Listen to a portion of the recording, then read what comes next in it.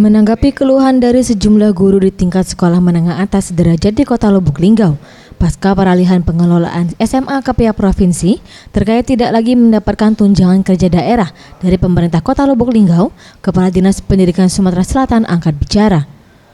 Menurut Widodo, terkait persoalan tunjangan kinerja daerah terbentur soal aturan dan belum bisa mengakomodir keinginan para guru. Hal ini dikarenakan anggaran Provinsi Sumatera Selatan saat ini terbilang terbatas dan nantinya akan mengalami kesulitan untuk dibayar. Untuk itu, sebagai solusi alternatif dalam menangani permasalahan keluhan guru ini, pihaknya akan meminta bantuan kepada pemerintah Kota Lubuk Linggau agar tetap memberikan tunjangan kinerja daerah yang disamakan dengan para guru SD dan SMP di Kota Lubuk Linggau seperti sebelum dialihkan pengelolaan SMA ke provinsi.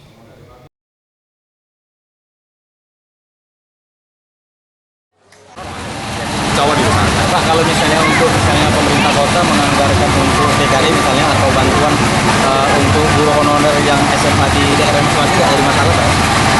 Sebenarnya masalah, tapi kan karena ada klausul lain dihibahkan misalnya Pak Wali akan menghibahkan pada guru-guru di Linggau saja.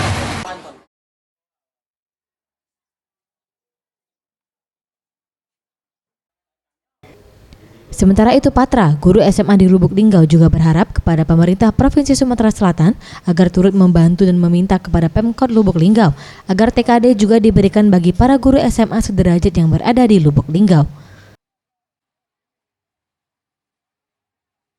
Tim Liputan Sriwijaya TV.